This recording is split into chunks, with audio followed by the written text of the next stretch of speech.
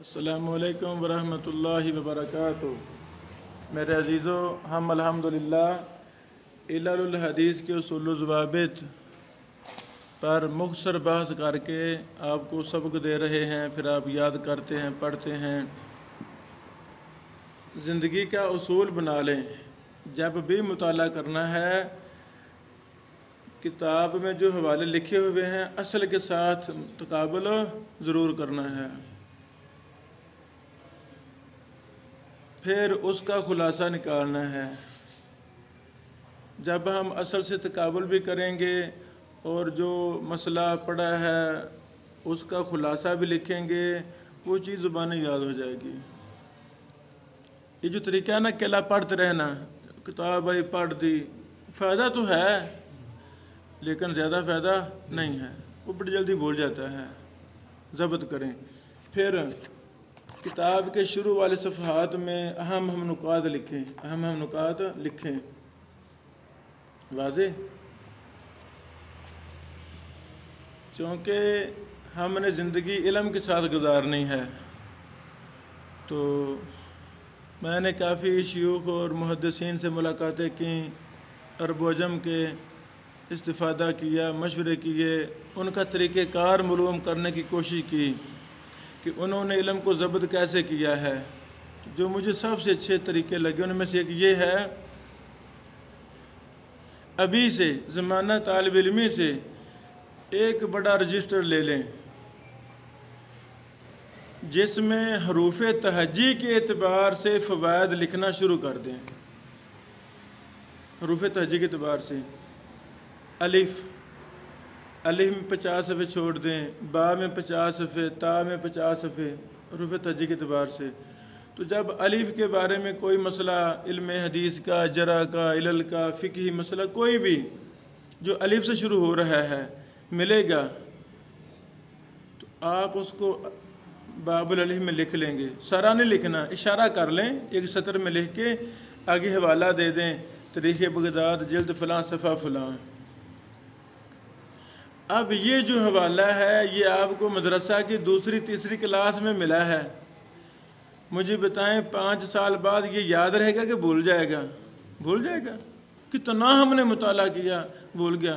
لیکن اگر وہ رجسٹر ہوتا، شروع میں ہمیں یہ رہنمائی کی جاتی کہ زندگی علم کے ساتھ گزارنی ہے، آپ نے مصنف اور محقق محدث بننا ہے، تو ہم پہلی کلاس سے ہی اپنے اہم فوائد کو حروف تہجی پر جمع کرنا شروع کر دیتے ہیں۔ فتویٰ لکھنا ہے، درس دینا ہے، کتاب لکھ رہے ہیں، وضو کے بارے میں کوئی وہ اہم مسئلہ ہے، آپ اپنا وہ زندگی کا رجسٹر نکالتے تو اس میں آپ واو میں جاتے، ہو سکتا ہے جو آج وضو کا مسئلہ نہیں مل رہا یہ 10 سال پہلے آپ نے مطالعہ کیا ہو، پھر 10 سال پہلے اس مسئلے پر ایک حوالہ ملا، اب ایک اور مل گیا ہے، پرسوں ایک اور مل گیا ہے۔ یہ علمی موجم، شخصی موجم ہمیں ہر کسی کو تیار کرنی چاہیے۔ تو انشاءاللہ علم جو بھی پڑھیں گے وہ مستحضر بھی ہو جائے گا۔ گاہے بگاہے بندہ ایک چیز کو تلاش کرتے کرتے سارا رجسٹر پڑھ دے گا، متعلقہ سب ذہن میں، اچھا فلاں بات وہاں ہے، فلاں وہاں، فلاں وہاں ہے۔ آپ بھی تیار کریں موجم، ٹھیک ہے؟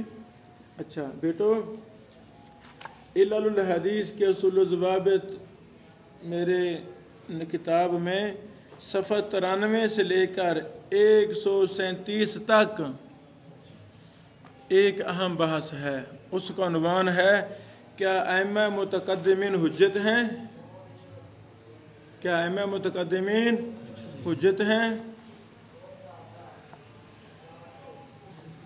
علم کی دنیا میں بھی بڑے زیادہ فتن، فساد اور کمزور باتیں معرض وجود میں آ جاتی ہیں، تو یہ جزوی اختلاف ہوتے ہیں۔ یہ کیا ہیں؟ جزوی۔ ہمارے دل محدثین کے بارے میں، علماء کے بارے میں 100% صاف ہونے چاہیے، محبت ہونی چاہیے۔ یہ ہمارے بڑے ہیں، ہمارے اساتذہ ہیں، ہمارے کبار ہیں، ان کی تذلیل کرنی نہیں، ان کو حقیر سمجھنا نہیں۔ ہاں احترام اور سب کچھ کے باوجود اگر کسی بڑے شیخ کو غلطی لگی ہے، جزوی غلطی لگی ہے، تو وہ غلطی ہم بھی اپنا لیں کہ اس کا رد کریں، اس کا رد کریں۔ اگر وہ شیخ محترم زندہ ہیں تو ان سے ملا جائے، دلائل کے ساتھ بات کی جائے، جا نہیں سکتے تو خط و کتابت کی جائے۔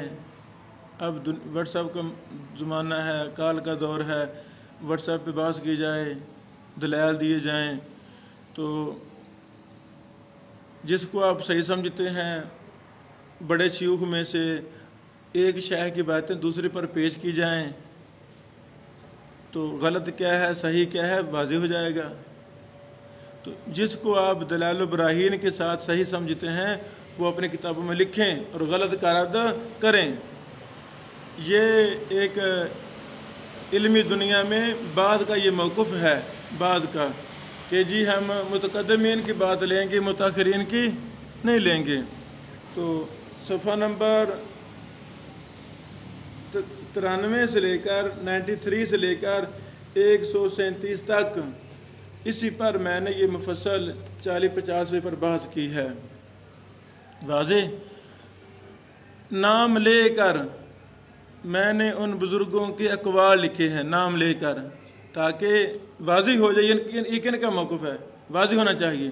ان کی کتابوں کے دراسے کر کے ان سے کئی ایک اقوال اکٹھے کیے ہیں کہ وہ متقدمین اور متاخرین کے یعنی جو ایک غلط بات میں پڑ گئے ہیں کہ فرق کریں کہ ہم پہلوں کی بات لے لیں گے، بعد والوں کی بات نہیں لیں گے۔ ان کے اقوال نقل کر کے پھر میں نے رد کیا ہے۔ کچھ ہمارے پاکستان کے بھی ایک ہمارے شیخ محترم ہیں رحمہ اللہ، کچھ عرب کے ہیں ماشاءاللہ، ادھر لے آؤ، کچھ عرب کے شیوخ ہیں، تو ان کے بھی اقوال کو ہم نے نقل کر کے رد کیا ہے۔ پھر ائمہ محدثین نے موجودہ یا قدیم والے جنہوں نے متقدمین اور متاخرین کے فرق کرنے والوں پر رد کیا ہے، اس پر بھی مستقل کتابیں چھپ چکی ہیں الحمدللہ۔ پھر ان کا میں نے تعارف 3-4 کا تعارف بھی کروایا ہے، 3-4 کا تعارف بھی کروایا ہے اس کتاب میں تاکہ طلبہ وہ پڑھیں۔ شیخ علی حسن الحلبی صاحب رحمہ اللہ کی کتاب ہے، اس طرح ایک شیخ الحکمی حافظ الحکمی رحمہ اللہ تھے سعودیہ والے، ان کی کتاب ہے، ان کا سارا منہج اور تفصیل لکھی ہے، یہ آپ نے دل لگا کے پڑھنا ہے۔ اور یہ جو فرق کرتے ہیں متقدمین اور متاخرین کا، ان کو غلطیاں کہاں لگی ہیں، منہجی غلطیاں کہاں لگی ہیں، وہ بھی تفصیل لکھی ہے۔ جن مثالوں کی بنیاد پر وہ یہ فرق کرتے ہیں وہ مثالیں بنتی نہیں ہیں، وہ مثالیں بنتی نہیں ہیں، اور یہ فرق کریں گے تو کتنے نقصان آتے ہیں، کتنے نقصان آتے ہیں، ہر پہلو پر میں نے بحث کی ہے، تو اس کو آپ نے ڈٹ کے پڑھنا ہے۔ بارک اللہ فیکم۔ جن کتابوں کا تعارف کروایا ہے وہ بھی ادھر ہیں لائبریری میں، تو جن کا رد کیا ہے وہ بھی ہیں، تو سارے آپ نے بدقہ اور تقابل کے ساتھ پڑھنا ہے۔ بارک اللہ فیکم۔